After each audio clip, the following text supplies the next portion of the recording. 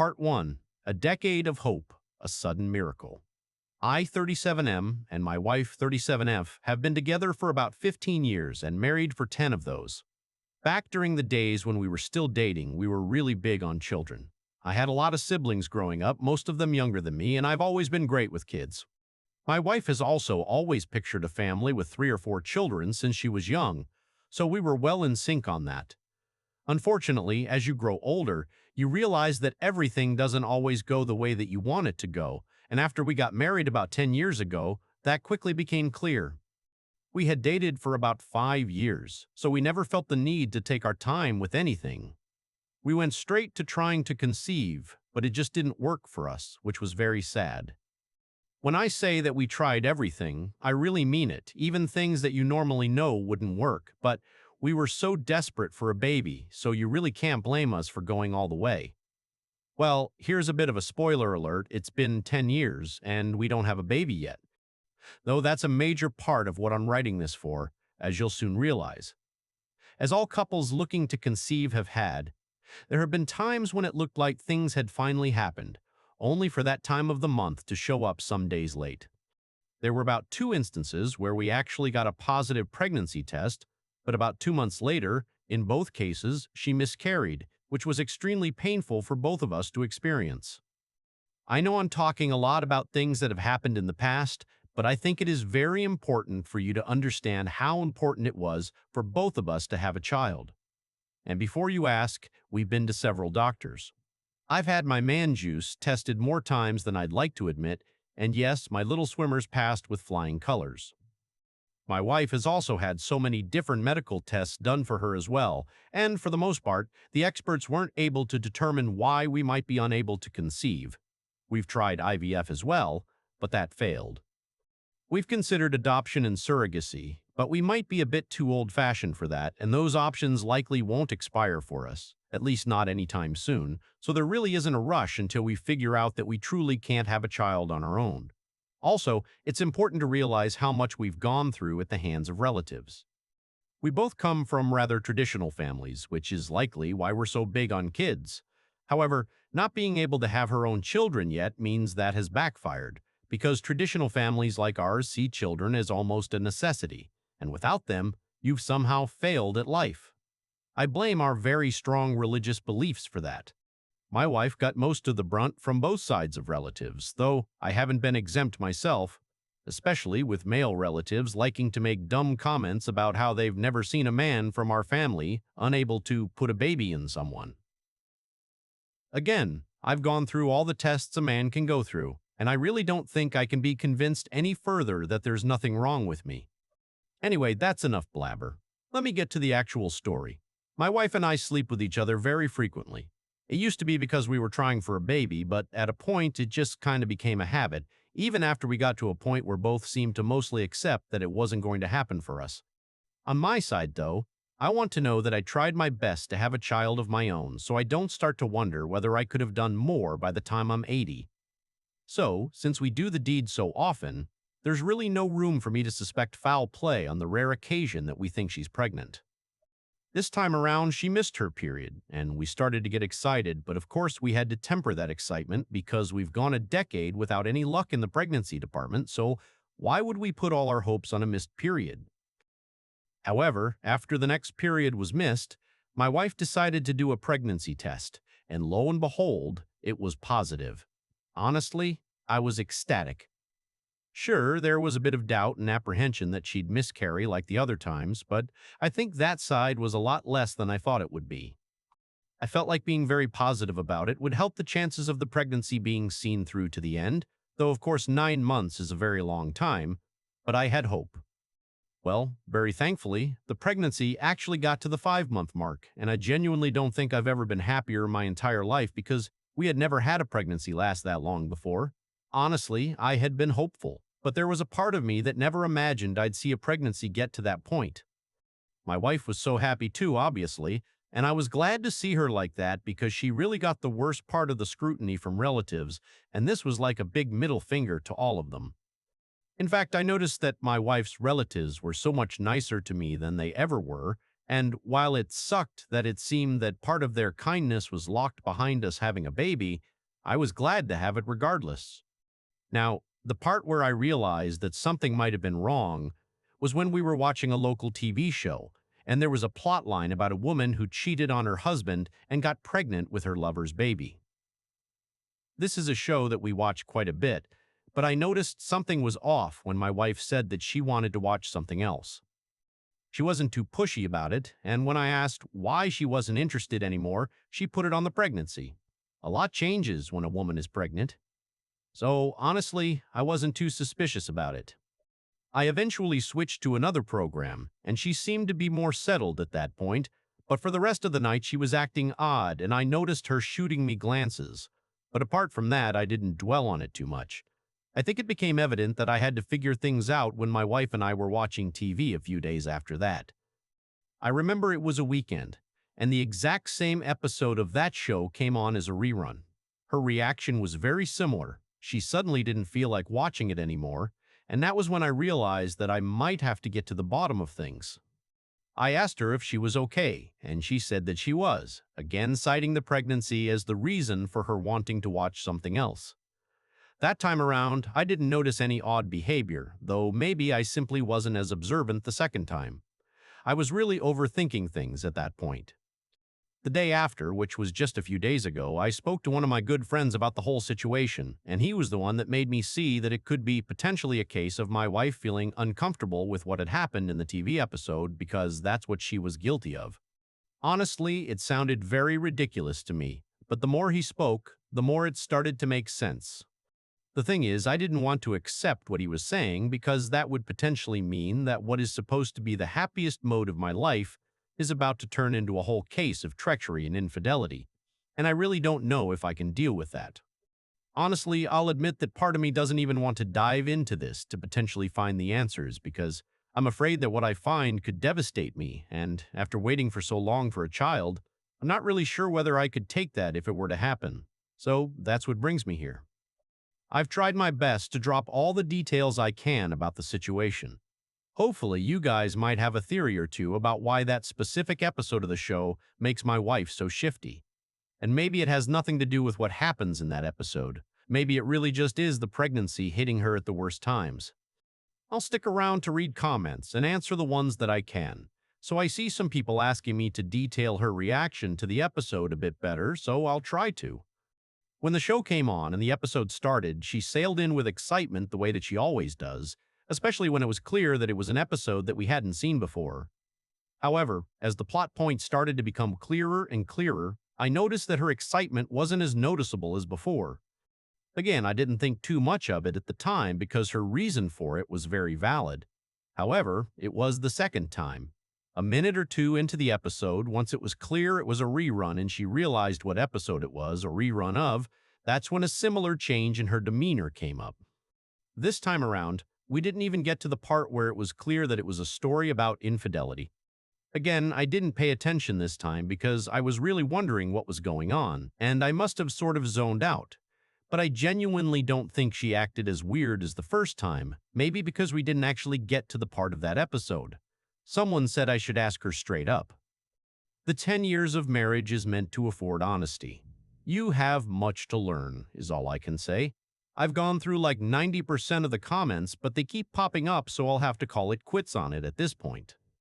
But I've seen a lot of supportive comments and suggestions, so I'll see what my next move could potentially be, and I'll get back to you all.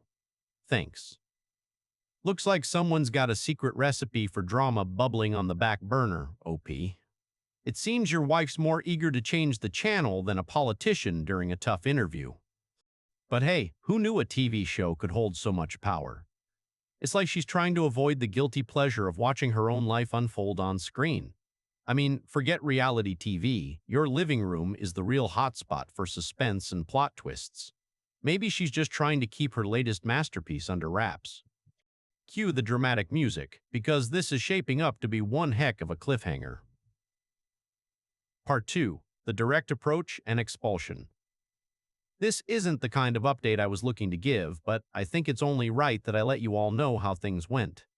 There's a lot of good advice in the comments of my first post, and I was really ready to sculpt a plan for some of the suggestions that were made. But my emotions ultimately got the better of me, and everything fell apart. Honestly, considering the paternity of a child I've desired for over a decade is on the line, I really don't think you can blame me for that. At least, I hope you don't. So, the idea that I was hoping to go for was to find a chance to look through her messages by borrowing her MacBook. I would also be able to look at her social media, and I knew her laptop would be a better bet if I needed more time than her phone.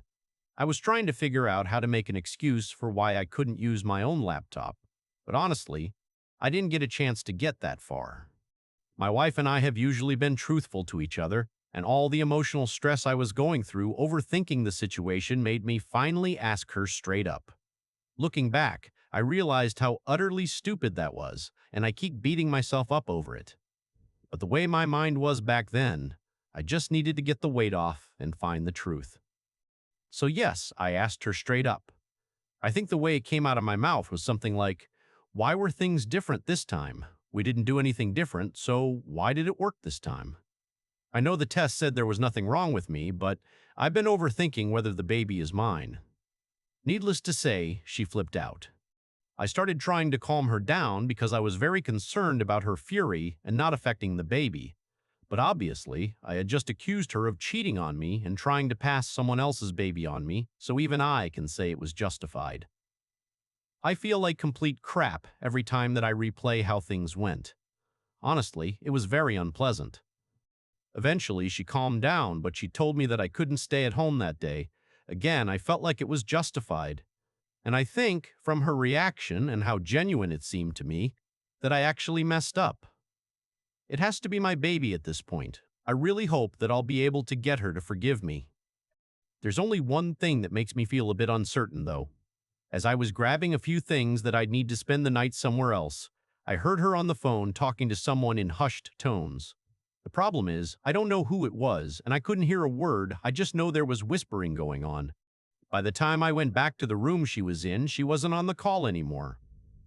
That part is making my paranoia kick in, but I saw where that took me the last time, so I'm really trying to wash it out of my head and not think too much of it. Honestly, this happened 2 days ago. This is my second night out of the house, and I decided that I might as well write this all here as a way of letting my emotions escape. I'm looking forward to what you all have to say about the situation, though I'm afraid your input may eventually lead to even more overthinking. I can handle it, though. I hope. Let it rip. Pending whenever my wife will let me back home. Edit. This is what I was afraid of. Someone said that her anger was simply good acting, and maybe being kicked out of the house is a ploy for my pregnant wife to move her lover in for a few days and room around. I don't know why, but I think that is very unlikely. Well, the move-in part, at least. Because now I'm overthinking whether she's now more openly engaging with him since I'm nowhere around. The situation isn't fun. Edit 2. Okay, so the general consensus is that her episode of rage doesn't necessarily mean that she's innocent. Apparently, I'm too trusting. Though she's my wife, so I should trust her to some degree, right? I do see the point everyone is making. I had a cheating partner when I was much younger, and gaslighting comes easy to them, so I think I'm going to agree that I was too quick to accept her anger as the answer that I was looking for. Edit 3. So this might be a bit of a longer edit, but it should be the last one for now.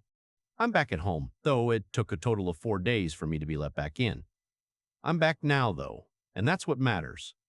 There was a whole period of awkwardness, but things sort of got back to normal relatively quickly. Almost as soon as they did, I decided to use my brain this time and keep my emotions under wraps. I decided to go through with the laptop plan that I had, and I actually got her to hand the laptop to me, apparently with no suspicion. The problem is, I found nothing. There wasn't a single suspicious person in her messages. And trust me, I went deep through the messages of the people who were unfamiliar to me. I checked her Facebook too, but I couldn't check her Instagram because it wasn't logged in on her computer, so I couldn't take a look at that. But honestly, there didn't seem to be anything amiss. The only thing of note was that she seemed to talk quite often with a guy called Ryan. But I dug through her messages and found nothing even remotely inappropriate. Again, I may be overthinking things, but now I'm wondering whether things were too clean. Maybe she got rid of everything close to inappropriate between her and Ryan.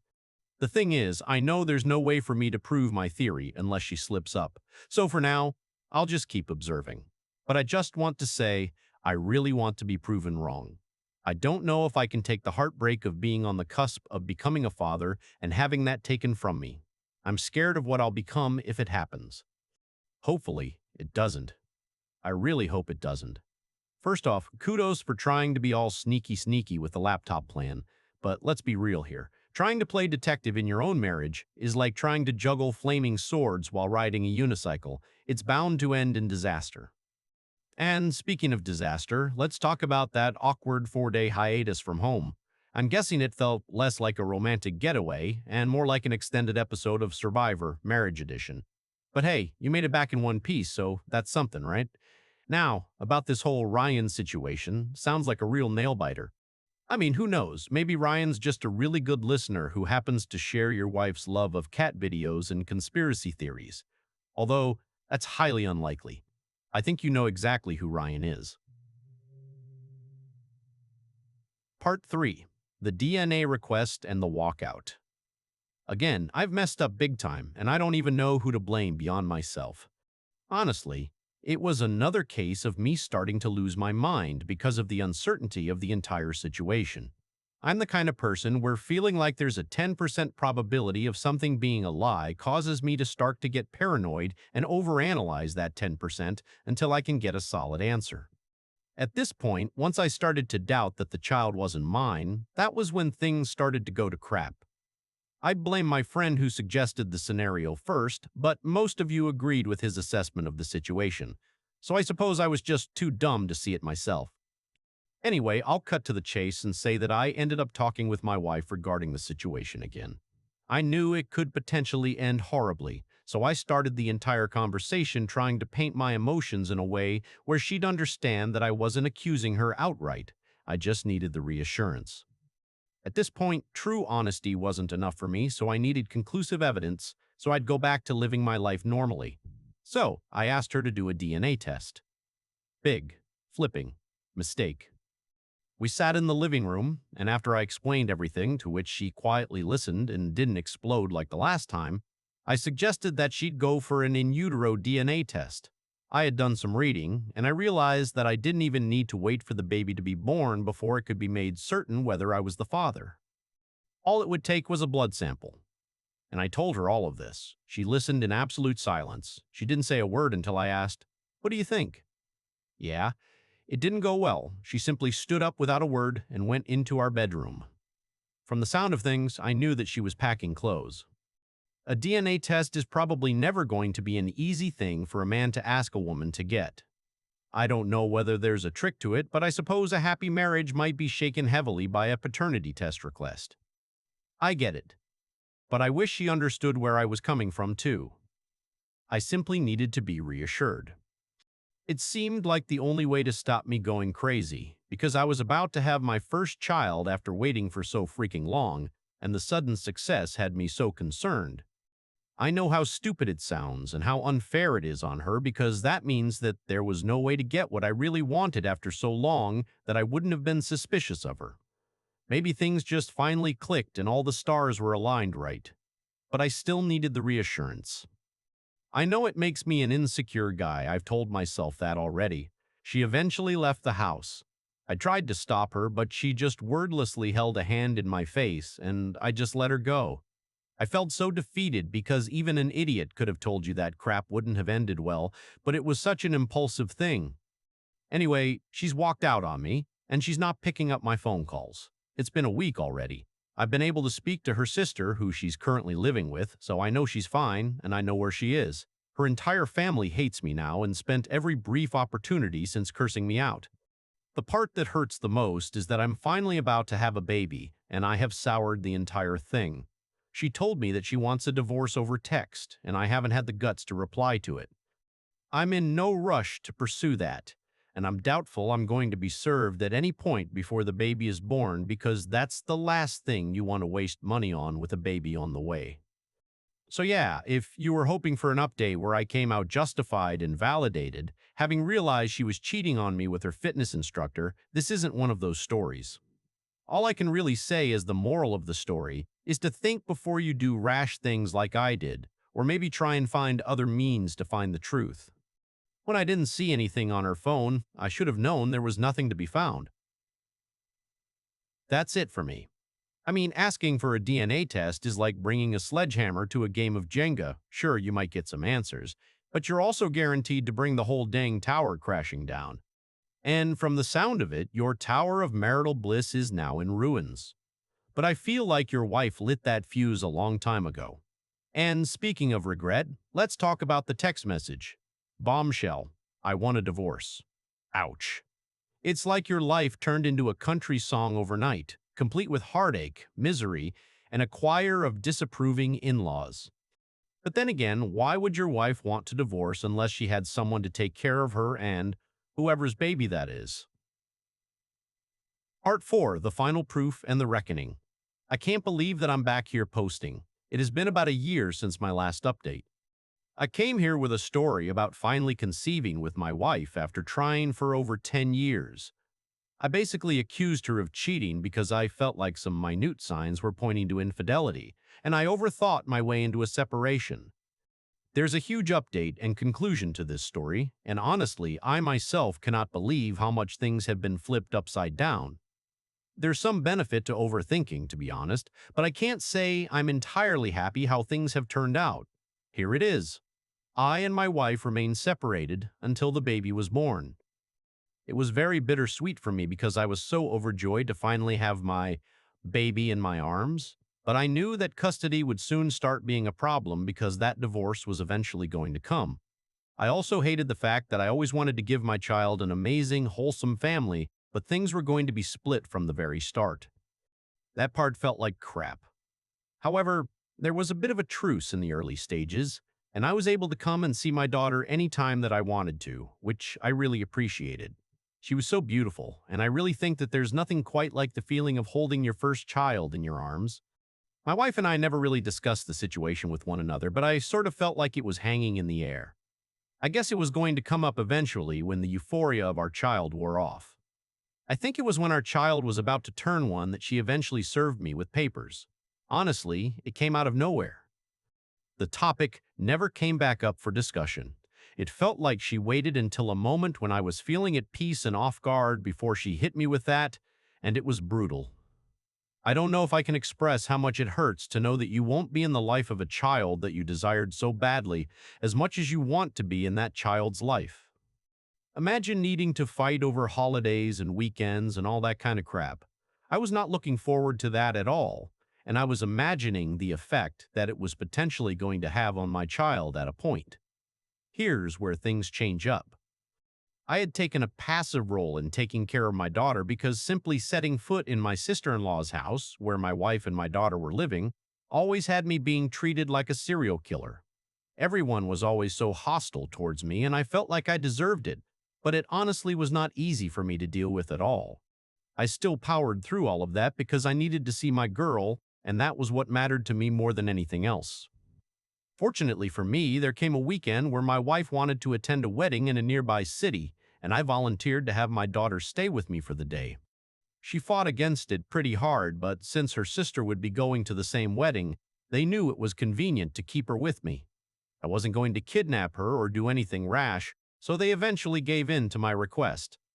This was the first time I had been left alone for an extended period of time with my daughter, and as I looked at her, all my overthinking came back to me. I thought of my stupid paranoia that got me and my daughter in this position in the first place, and it suddenly clicked to me that I could get conclusive proof of whether the girl was my daughter or not. At this point, I fought in my head for about an hour regarding heading to a clinic to get a paternity test done, but I realized in the end that it was the only way to put my worries to rest. I got in the car and headed straight to the clinic.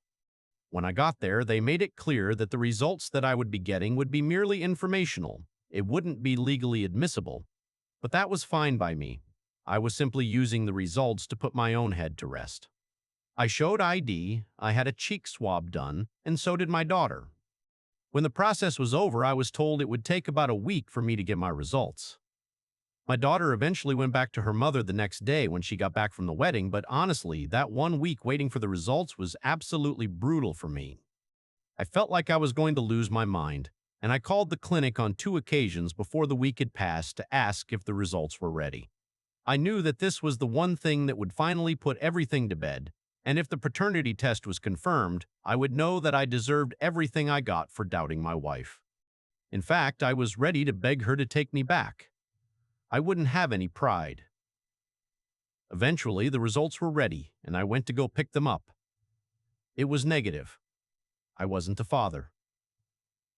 It's hard for me to express the way I felt holding that paper in my hands.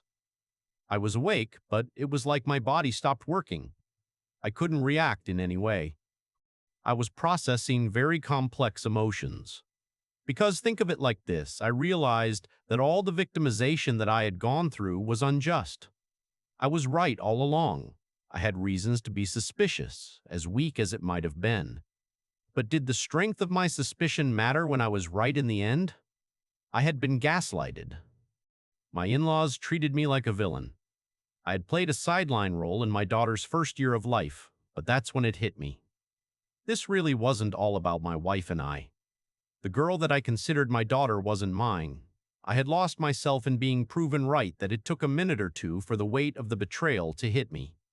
I didn't have a daughter. The girl wasn't my daughter. I wanted a child incredibly badly, and the child that I was overjoyed to have wasn't mine. Yes, I realized that if my wife was able to get pregnant with another man's baby, I might have been the problem all along. But even if I can't find the happiness I was looking for because of something out of my control, it doesn't mean that I deserve the pain of having the joy of my own child snatched from me. I got home, and I cried my eyes out. I drank to shut out the pain, and I don't think I've ever had as much as that to drink. It was terrible because I was a shut-in for about a week again. I really don't know how to put into words the way I felt at that moment. I kept thinking very dark thoughts about my wife. I wanted all the negative emotions to be taken out on her. I don't think you can blame me after such a revelation. It was a lot. Anyway, let me skip all the woe is me garbage. I contacted a divorce lawyer, which I hadn't done despite being served for quite some time at that point. I was really dragging my feet on signing the papers, and it had almost been a month by then. I decided to get serious, though, because all I could really do was vindicate myself regarding the girl I had thought was my daughter. I really didn't know how to proceed. Should I remain in her life? I had fallen in love with her, and while many of you might say there's no point raising another man's child, it really is easier said than done. When it was time to get into this entire divorce song and dance, I already knew things weren't going to be easy. My wife and her lawyer must have thought they'd be going in to present me as an insecure man who accused his wife of cheating multiple times, but they had no idea that I had something up my sleeve. My lawyer submitted a petition to the court for a legal paternity test to be done, and I saw my wife freeze on hearing that. Her face will forever be frozen in my mind, and it made me incredibly happy to see that, especially when my lawyer gave a little hint that an informational test might have been done prior to lead to this request. The look my wife gave me was like she wanted to leap across the table and throttle me. All I could do in that moment was smile at her, because I felt like I had won. To be honest, I was in the kind of situation where I couldn't truly win, but this was the best I could get, seeing her know that I know. Her lawyer tried to fight the request, but only so much.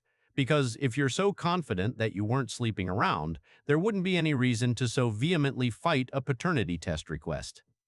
She gave her consent, and so did I. And eventually, our daughter was taken for a sample to be collected, and another sample was taken for me at an accredited facility. Needless to say, it was the same. I wasn't the father. It hurt almost as much as the first time because I had secretly hoped that test was going to show something different. She literally could not meet my eyes after that point. After everything, all the gaslighting, I was made to feel like a crappy partner for accusing her of infidelity, and maybe I am for that, but I was clearly very right to. The entire divorce was to follow up on her gaslighting and probably to cover up her tracks. Well, it was going to come anyway with this revelation, so I guess the head start didn't hurt. There was more than enough text messages from me showing how she had nearly made me lose my mind, calling me crazy and insulting me for accusing her of such. I had the texts from all of my in-laws, too. I was turned into some kind of pariah, but now it was clear that I didn't deserve to go through all of that. The judgment, at the end of everything? Absolutely nothing for her. The judge was very sympathetic and said that if the child had been mine, he likely would have awarded at least child support. But I had no legal responsibility for that, and he couldn't do anything that would seem to potentially reward her sleazy behavior. I was tempted to let her keep the car that she had that was in my name, but I really couldn't do that, not after everything. She had family, they'd support her. But this was a woman that had no house, no car in her name, nothing substantial in the form of finances. Now she had a baby, too. Things were suddenly a lot less cushy than they had been some years ago. As for the girl I thought was my daughter, she wasn't 2 years old by the time everything concluded, and it wasn't a decision I took lightly, but I had to let her go. It hurt like hell, and it still does, thinking of how I was betrayed into finally thinking that I had a child desired so much. But I realized that her remaining in my life would be a constant reminder of that pain, even if I chose to adopt her as my own. I know there might be a lot of people who disagree with me doing this, but the child's real father is out there somewhere, and hopefully he'll step up to the plate. I've never figured out who she had the child with. I kind of assume it was the Ryan guy I saw her texting with, but I can never be sure, and I am eager to close that chapter of my life. Once the divorce was finalized, I made sure to send an image of the paternity test to every single person who knew my ex-wife closely, and I added a very tasteful text message for all of the in-laws who had come for my throat. Honestly, I'm glad that everything is over now. I don't feel like I really won, but I'm glad to come out on the other end of everything having proven myself right. I didn't have to live a life that was a lie, and perhaps I can find someone who will be a lot better for me in the end. Who knows? There is the satisfaction of knowing that my ex-wife will basically be starting her life from square one, but I think she deserves that. In fact, I think she's getting off mildly. I wish there was more pain for her, but there's a kid in the mix now, and as much as I want to detach from her, I don't want her to get caught in the middle of things. But anyway, a big thank you to everyone for sticking around. I'm glad to be at the end of this journey, and all I can say is to always trust your gut when something seems off. It isn't really worth it when you feel like you might be right and you beat yourself up over it. I'm glad I followed my gut because I finally feel free now, and it's the first time I felt just a little bit good in a long time. After a year of emotional gymnastics, you finally get the DNA test results you've been sweating bullets over, and what do you find? Surprise, surprise, you're not the father. Not content with just dropping the paternity bombshell, you decide to go full-on Avenger of the Betrayed mode. You unleash the fury of 1,000 scorned lovers upon your ex-wife and her unsuspecting in-laws, serving up those DNA test results like a piping hot dish of revenge. Ah, you gotta love it. But hey, at least you can rest easy knowing you've finally proven yourself right, because nothing says victory like being vindicated in the eyes of your ex's entire social circle, am I right? Here's to trusting your gut, even when it leads you down the darkest, most twisted paths imaginable. Cheers, buddy. You've earned it. Sorry for your luck, OP. What do you make of this? Let us know below.